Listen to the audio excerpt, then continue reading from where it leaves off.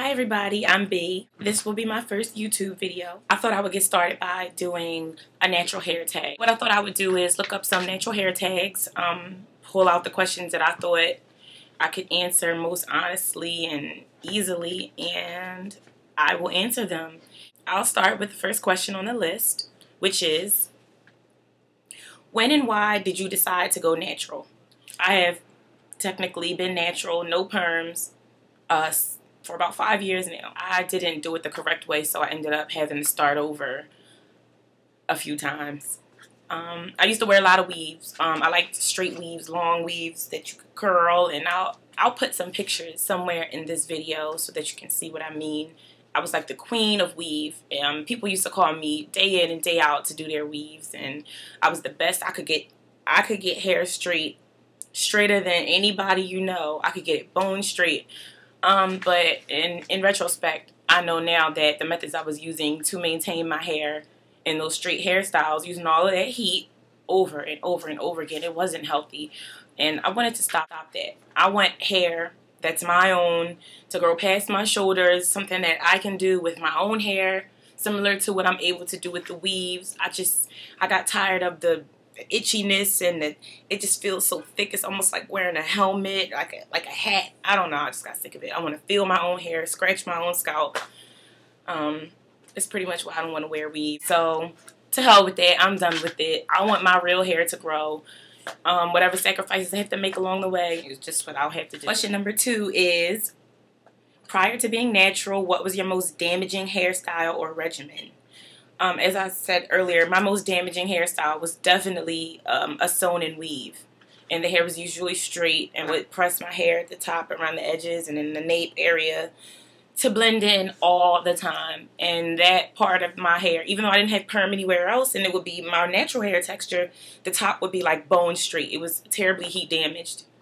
It would not curl up. I mean bone straight. It would not curl up at all. And which didn't bother me because, hey, the straighter the better if I'm wearing weaves, right? Wasn't too worried about health, so I'm glad that was a habit I kicked. Question number 3. Did you big chop or transition? I kind of did both. When I first became natural, I just said there's no point in continuing to put perms in my hair if most of it will be braided underneath of a weave. Stop putting perms in, and I would wear weaves, and I grew out most of my natural hair around the edges and the sides with the weave that, I guess, is considered a transition. But it got to a point in January of this year, January 2013, that I felt, listen, I can't do this anymore. I'm taking showers and pulling 32-inch strands of ombre hair, like, out of the crack of my behind, y'all. It was crazy. So it had to stop. That was pretty much like the breaking point.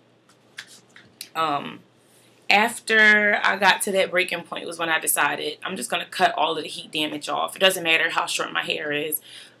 I'm just going to cut everything off. I will also post a picture of that. See, I just got in the mirror, got my scissors, and just started cutting everything. I had to go. Cutting everything. I just cut all my hair off. There was no particular haircut or anything. I just cut everything off. I didn't even care. But that was the best decision I have made thus far. Even though I regret the length, I'm glad that there is a uniform pattern and texture. And question number 4. What was the first natural hairstyle you mastered? The first natural hairstyle I mastered was bunning. Honestly, when I first cut my hair, I did continue to wear the weaves, but I wore a lot of natural weaves, things that I could blend my hair in. I could 2-strand twist or braid it down in the front and it would be curly in the back. But to me, that's not so much a natural hairstyle to master. That's just another type of weave to deal with. The first hairstyle I mastered was when my hair was long enough to sweep back into a bun. And even though all of the ends wouldn't fit, like, you know, the front would be short and I would have to just gel it down and tie it down and spritz it so that it wouldn't, you know, come apart. But that was the first thing I was able to do, was put a bun in and tie it up. So that's the first technique I mastered. Question number 5. What is your ultimate goal length? My goal length is waist length. The longer the better, put it that way. I mean, I'll take any long length, but the longer the better. I'm interested to see how long I could get my hair to grow after years of thinking it could only grow to this length. Question number 6. What is the style you crave to wear at your goal length? This is easy. Even though I'm natural, I am still a fan of somewhat straight, you know, curly, loose and wild, like curls. So my dream style at my goal length would definitely be a big roller set with big voluminous curls. Sexy. Question number 7. Favorite protective style. My favorite protective style as a natural is definitely Havana twists. I love those. They're so easy to maintain. Just a little bit of water on them every day to moisturize them, seal it with a little bit of oil, and I'm good to go. Definitely, I love Havana twists. Definitely.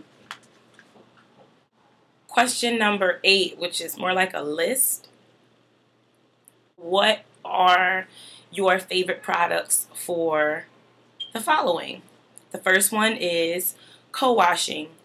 Now co-washing is when you wash your hair and you don't use shampoo, use conditioner. I'm sure you know that. My favorite co-washing product is this. Miss Jessie's Creme de la Curl. And it doesn't lather. It's definitely not a leave-in conditioner. It's not that type of conditioner. I don't know the fundamentals or, you know, the chemistry of the different products in, you know, ingredients in some of these products. I'm sorry. I don't really know how those things work, but definitely if it says it's a cleansing conditioner or a cleansing cream, do not try to leave it in overnight as a deep conditioner, because my stupid self tried it and this is what made me sure that it's definitely not a leave-in conditioner, a deep conditioner. It's definitely to cleanse.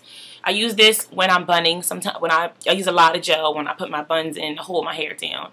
And this does a good job at getting it out without having to use shampoo, which I hear can be harsh and can strip your hair. So this works pretty good for me. It is a little expensive. It's about $20 a bottle, but I don't use it very often. I don't use it a lot, but when I do, it does the job.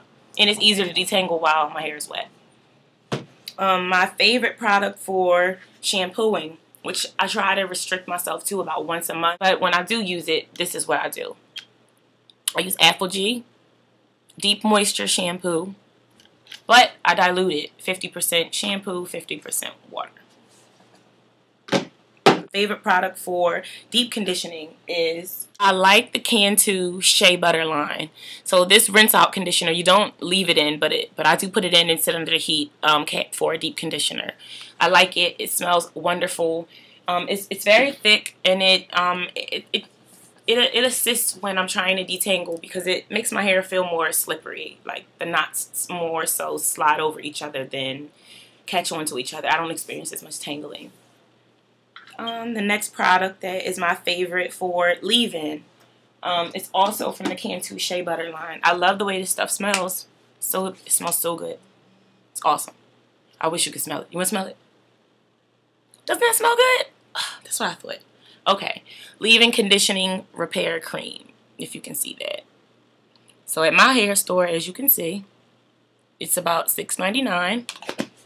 I use this as a leave-in. I don't use this with gel because it tends to get gritty, and it leaves like white, kind of like a discharge looking thing in my hair. So it doesn't really mix with the gel, so I just don't use it. I use something different. But that's the best leave-in conditioner. I love it. My favorite for moisturizing is Elastic QP. Let you see it. It's the olive oil and mango butter moisturizer. I just pretty much use this, especially when I'm doing my Havana twist.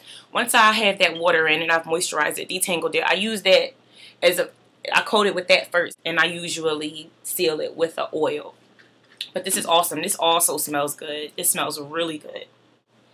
My favorite product for curl definition so far, because I don't really wear a lot of wash and goes or wear my hair too curly at this point because it's not very long, but I use World of Curls.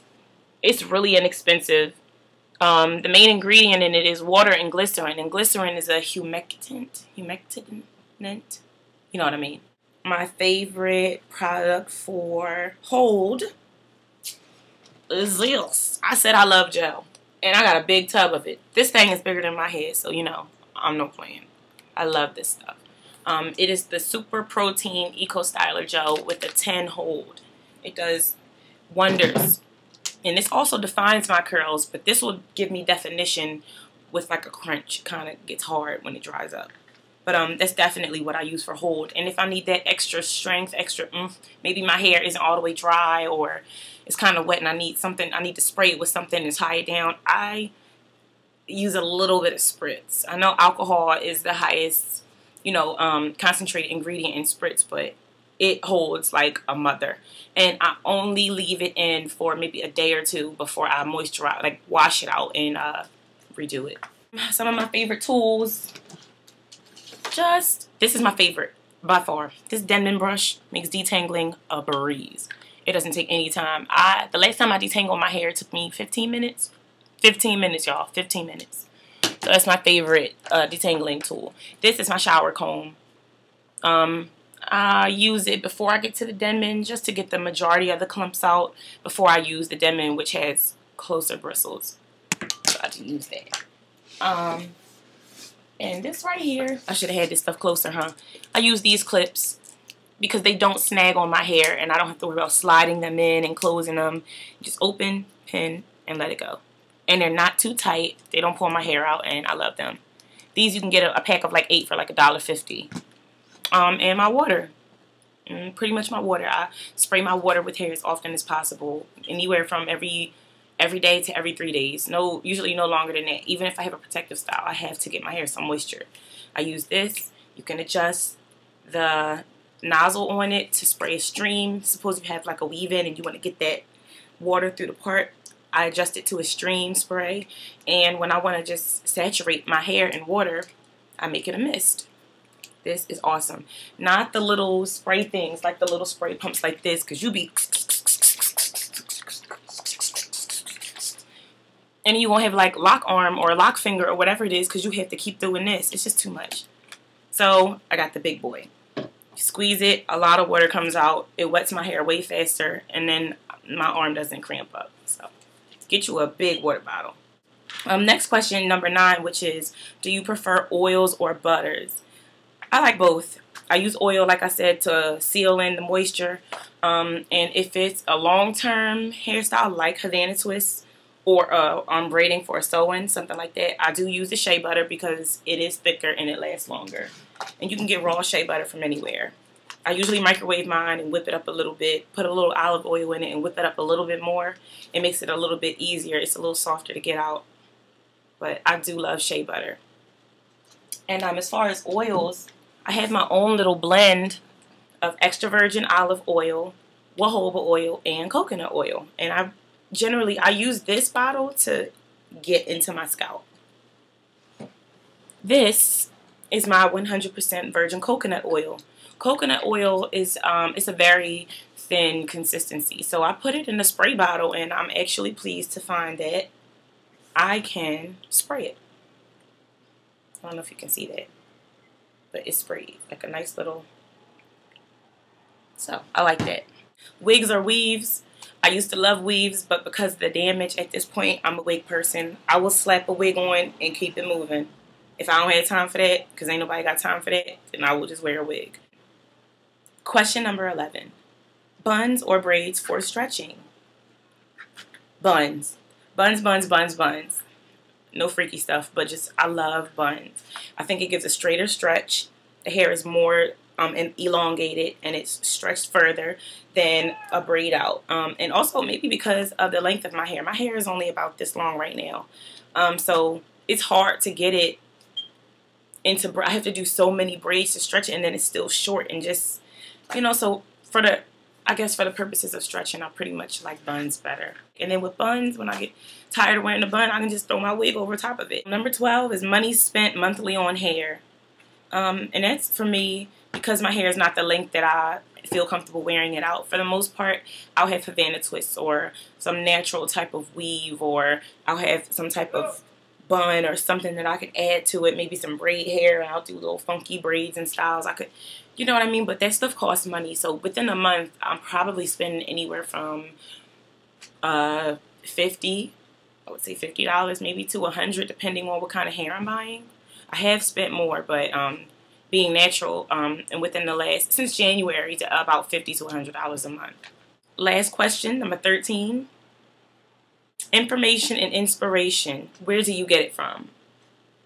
I definitely use personal blogs. I look up a lot of people doing their own natural journeys.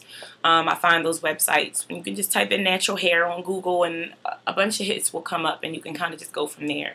I pretty much spend like at least 10 hours a week on YouTube on these natural hair websites. The forums, blackgirllonghair.com, curlynikki.com. I like those websites and forums. But I do get most of my information from YouTube because I don't want to only read it. I want to see it too. So I love YouTube. I know you may be curious before I get out of here, well, what does this chick's hair look like? I haven't seen it yet. So I'll take my little turban down and I'll show you what I'm working with. But I'm bald, y'all, so don't laugh. Since January, I haven't put any heat, any chemical, anything in my hair. I've just been doing this, my Havana twist, putting my wig on, bunning, twisting out, and that's been it. And this is the growth I've gotten. Shrinkage is a piece of work. I'll pull one of these out so you can see. So since January, this is pretty much what I've gotten. It's like barely grazing my shoulder. I'll show you in the back. This was the other piece. It's not long, but it is growing. That's the side. This is the side. Not too long, but it's growing. Other side. Pretty sure I showed you that. This is the top. See?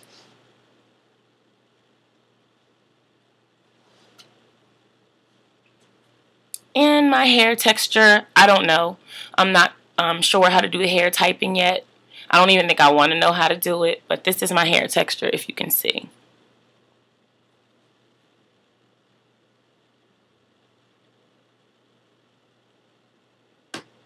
It is very soft, and my hair responds very well to being stretched. It lays flat, it lays straight. It does very well. So water has been my best friend. But this was my first video.